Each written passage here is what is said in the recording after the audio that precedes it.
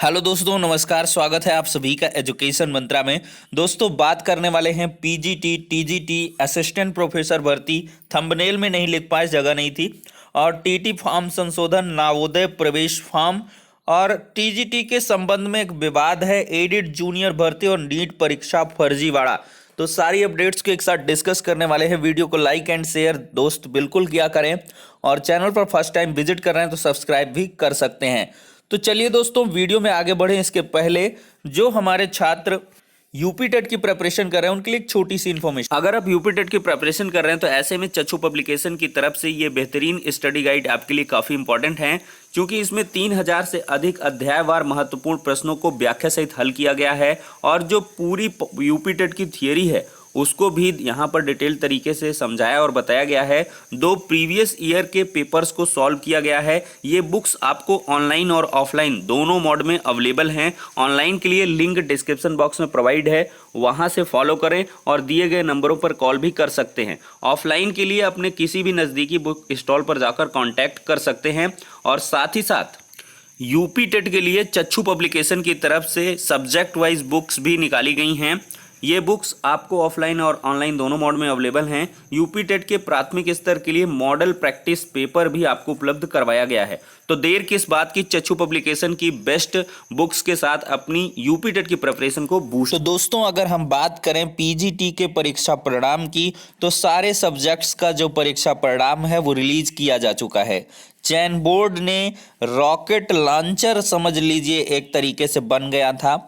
सुबह इंटरव्यू होता था, शाम को परीक्षा परिणाम आता था, और ये सब हो रहा था तो सुप्रीम कोर्ट के एक ऑर्डर के दबाव के चलते, चूंकि 31 अक्टूबर को इनको सारे रिक्रूटमेंट को कंप्लीट करना था, तो इसी वजह से दिन रात यहाँ पर काम हुआ और सारे परीक्षा परिणाम आ चुके हैं।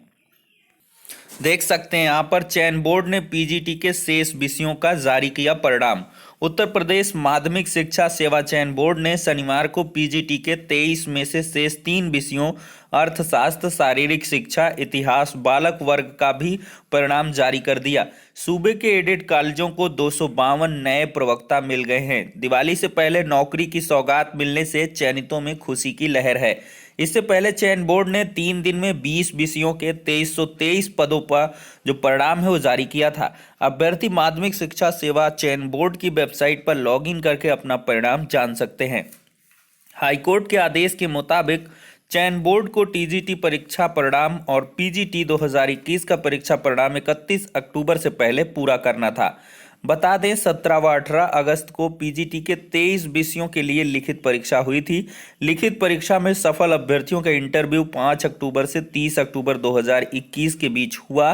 23 विषयों में अब तक 20 विषयों का रिजल्ट जारी हो चुका है। इसमें से जीव विज्ञान, गणित, अंग्रेजी और मनोविज्ञान, तर्कशास्त्र, सैन्य विज्ञान, गृह विज्ञान, ये सब जो है 1650 प्रवक्ता के पदों का रिजल्ट बृहस्पतिवार को जारी हुआ। इसके बाद हिंदी, नागरिक शास्त्र, सामाजिक शास्त्र के 671 पदों का रिजल्ट शुक्रवार को भी जारी कर दिया गया। तो फाइनली दोस्तों, टीजीटी पीजीटी का रिक्रूटमेंट कंप्लीट हो चुका है। टीजीटी के जो परीक्षा परिणाम है वो भी जारी हो चुके हैं, पीजीटी के भी जारी हो चुके हैं। अब बारी है तो संस्था आवंटन की। तो संस्था आवंटन के लिए लगातार फॉर्म अप्लाई करते रहें। और एक बात इसमें कंफर्म है कि जो प्रतीक्षा सूची में भी हैं उनको भी संस्था आवंटन का फॉर्म भरना है। चुटपुटिए यूट्यूबर के बारे में बात ना करें, ना गुमराह हों, सभी को फॉर्म अप्लाई करना है, क्योंकि आप भी एक प्रकार से उस पैनल में मौजूद हो जिस पैनल का आपको मतलब लिस्ट दिख रहा है। ठीक है, तो इसकी गलती ना करेंगे। अब देखते हैं मामला दोस्तों नीट फर्जीवाड़े का।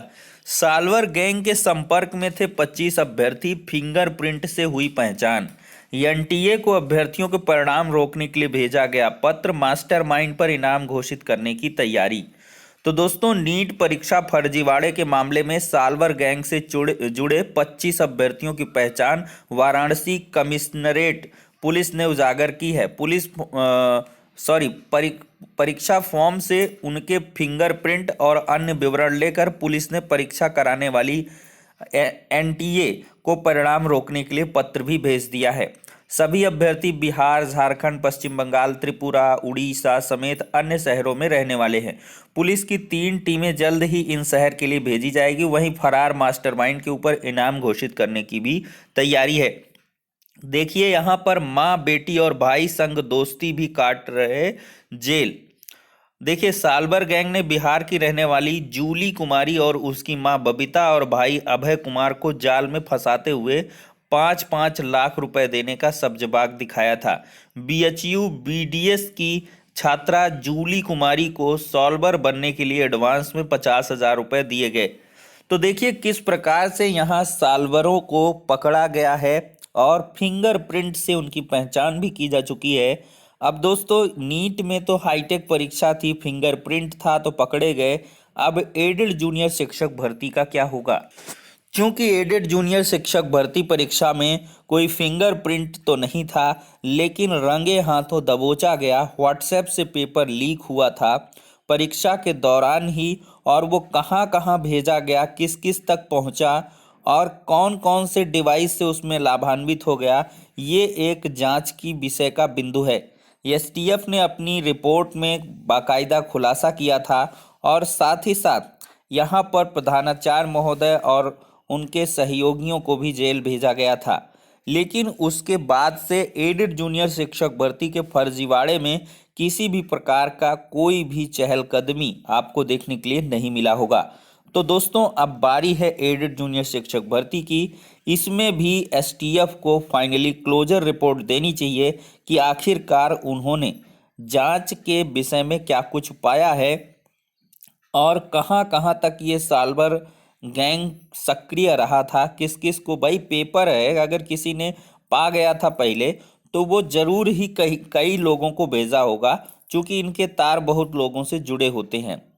ठीक है, तभी ये इस प्रकार के कार्यों को अंजाम भी दे पाते हैं।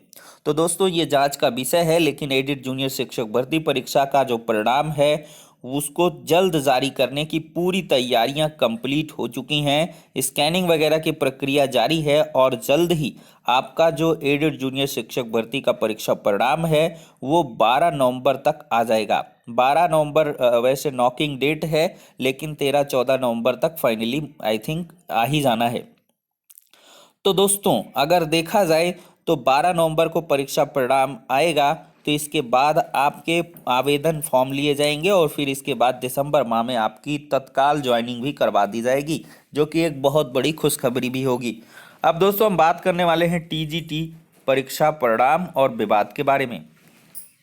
देख सकते हैं दोस्तों टीजीटी भर्ती की उत्तरमाला पर सवाल, हाईकोर्ट की तैयारी। चयन बोर्ड ने पहले के उत्तर को संशोधित उत्तरमाला में बदला, कटाव से बाहर हुए कई अभ्यर्थी दाखिल करेंगे याचिका। तो दोस्तों यहाँ पर अगर देखा जाए तो बहुत सारे अभ्यर्थी नाराज हैं, और मैं एक्चुअली बता दूं कि मामला किस सब्जेक्ट का है।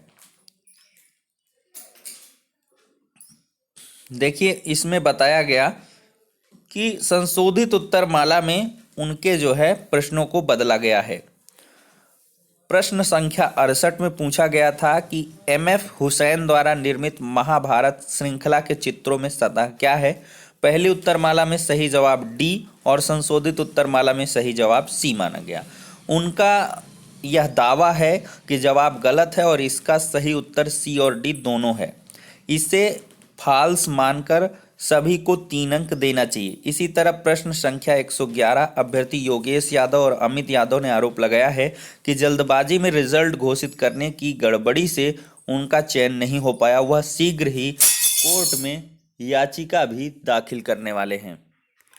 तो दोस्तों इस प्रकार से देख सकते हैं बहुत जल्द यहाँ पर टीजीटी भर्ती भी कोर्ट में जाने वाली है और कई उत्तरों पर सवाल उठ रहे हैं। और ये अभ्यर्थी जब चयन बोर्ड ने भाई पहले से डिसाइड किया है कि संशोधित उत्तरमाला के बाद आपके किसी भी प्रश्न में किसी प्रकार का बदलाव नहीं होगा, तो इस वजह से ये अभ्यर्थी कोर्ट ही जाएंगे और वहां से देखते हैं क्या कुछ डिसीजन आता है। अब बात करने वाले हैं असिस्टेंट प्रोफेसर भर्ती परीक्षा की। तो 34% ने परीक्षा को छोड़ दिया है। पहले चरण में उच्चतर शिक्षा आयोग के 33 केंद्रों पर कुल 47 में से 16 विषयों की परीक्षा में 65.74% शामिल हुए हैं अभ्यर्थी। अब दोस्तों हम बात करने वाले हैं लेखपाल भर्ती के बारे में। दोस्तों लेखपाल भर्ती का जो नोटिफिकेशन है वो काफ़ी जल्द आने वाला है। या आप विश्वास मान के चलिए और अपनी परीक्षा की तैयारी आप अभी से स्टार्ट कर दीजिए। कट ऑफ की चिंता मत करिए। पता नहीं कैसे रूल्स रेगुलेशन हो जाएं, अभी चयन बोर्ड की तरफ से कुछ भी क्लियर नहीं किया गया है।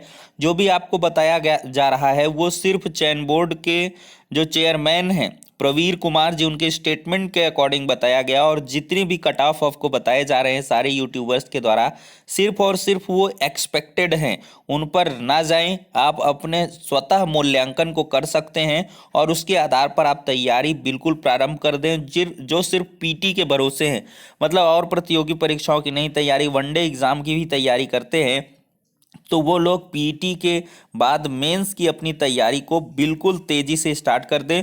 और साथ ही साथ जो शिक्षक भर्ती के स्टूडेंट्स हैं वो शिक्षक भर्तियों की भी तैयारी करना शुरू कर दें।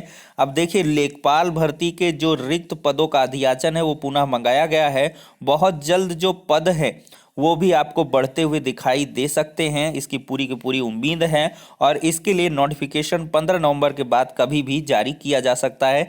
आवश्यक जो भी ट्रिपल सी वगैरह का संशोधन है वो 15 नवंबर के पहले कर लिया जाएगा। में भी चुनावी वर्ष है और इस बार ट्रिपल सी के संशोधन को भी दरकिनार कर दिया जाए और ऐसे ही पहली की व्यवस्था के आधार पर 10+2 के आधार पर सभी अभ्यर्थियों को ले लिया जाए।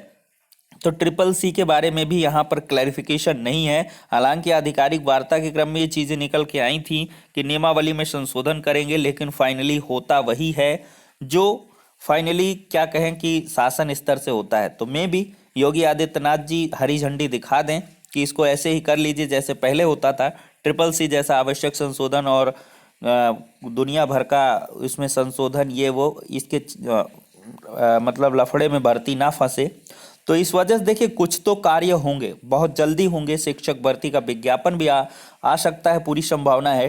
टीजीटी पीजीटी का अनाउंसमेंट हो सकता है। ये भर्ती का आना तो नए पदों पर बड़ा मुश्किल लग रहा है। अभी रिजल्ट दिए हैं तो अधियाचन मंगाएंगे, फिर अगर तमिला झमेला में समय नहीं गया बहुत ज़्यादा तो मे भी दिसंबर के पहले पहले आ जाए। तो उसके लिए भी अगर अभ्यर्थी प्रयास करेंगे, आंदोलन होगा, लगातार मुलाकात होंगी, तो अवश्य ही कुछ न कुछ परिणाम जरूर निकलेंगे। और साथ ही साथ एलटी ग्रेड का तो भर्ती का विज्ञापन आना तय ही है। तो ये सारी जो है चीज़ें हो जाती हैं प्रतियोगी परीक्षाओं के लिए। और अगर आप हाथ पे हाथ धरे बैठेंगे कि भाई कुछ नहीं होना है, जुमलेबाजी ये है वो फला ढिमका, तो फिर उसमें क्या होगा कि आपका ही नुकसान होगा। और फिर जब समय आएगा तो आप तैयारी कर नहीं पाओगे, बिखर जाओगे। चूंकि यही समय है और लंबी जो दौड़ है उसका घोड़ा वही होता है जो पहले से अपनी जो है तैयारी करके रखता है। एडेड जूनियर में क्या हुआ, यही हुआ। लोगों को लग रहा था परीक्षा ही नहीं होगी, अब वो आपके सामने 4600 ग्रेड पे का नियुक्ति पत्र लेने वाले हैं बहुत ही जल्द, दिसंबर के प्रथम सप्ताह में। तो ये सारी चीज़ें होती रहती हैं। अब दोस्तों नवोदय के जो प्रवेश परीक्षा के फॉर्म हैं उनका तिथि बढ़ा है, बताते हैं। तो देख सकते हैं सत्र 2022-23 के लिए कक्षा 9 में पार्श्व प्रवेश चयन परीक्षा के लिए ऑनलाइन आवेदन फॉर्म जमा करने की अंतिम तिथि 15 नवंबर तक बढ़ा दी गई है। तो जो लोग संबंधित हैं अपने रिश्तेदारों को, बच्चों को बता सकते हैं कि वो लोग नवोदय कक्षा 9 का फॉर्म भर लें। अब दोस्तों बात करते हैं एट लास्ट टीटी फॉर्म संशोधन के बारे में। बहुत सारे स्टूडेंट्स पूछ रहे थे, तो टीटी में किसी भी प्रकार का फॉर्म संशोधन नहीं होता है। पीएनपी के द्वारा जितने भी फॉर्म निकाले जाते हैं उनमें ऐसा संशोधन नहीं पॉसिबल होता है। साफ साफ विज्ञापन में पहले ही डिक्लेयर कर दिया जाता है। ये मामला कई बार उलझा भी था 69,000 में, लेकिन ऐसा कुछ भी नहीं हो पाया। चाहे वो बेसिक शिक्षा परिषद की तरफ से फॉर्म निकला हो, चाहे वो पीएनपी की तरफ से, कोई भी संशोधन ये मान्य नहीं करते हैं। इसके लिए कल पीएनपी में बहुत सारे अभ्यर्थियों ने आंदोलन भी किया था, सचिव साहब से वार्ता भी हुई, लेकिन वहाँ से कोई फ्रूटफुल रिजल्ट नहीं आया और उन्होंने साफ तौर पर मना कर दिया। उन्होंने यही बताया कि चाहे वो एमआर का संशोधन हो, चाहे वो फॉर्म संशोधन है, किसी प्रकार का कोई संशोधन नहीं होता है। पहले से इंस्ट्रक्शंस यहाँ से पास आउट किए जाते हैं, उसी अकॉर्डिंग चीज़ें होनी चाहिए। अभ्यर्थियों ने सीटेट का भी हवाला दिया, लेकिन उन्होंने कहा कि वो केंद्र की व्यवस्था है, ये हमारी व्यवस्था है, जो जैसी राज्य की व्यवस्था होगी तो उसी के आधार पर चला जाएगा। तो सीटेट में आप फॉर्म का संशोधन तो कर सकते हो, लेकिन यूपी टेट में ऐसा पॉसिबल नहीं है। अगर छुटपुट कोई गलतियां हैं तो आपका कोई उसमें प्रभाव नहीं पड़ने वाला है। इसमें देखिए टीटी में होता क्या है कि अगर आपकी जन्मतिथि ना नाम और इसके बाद पिता का नाम हो गया और कैटेगरी ये सही है, और विषय का चुनाव तो आप वहीं एग्जाम हॉल में करते हो, तो कोई ऐसा दिक्कत नहीं है।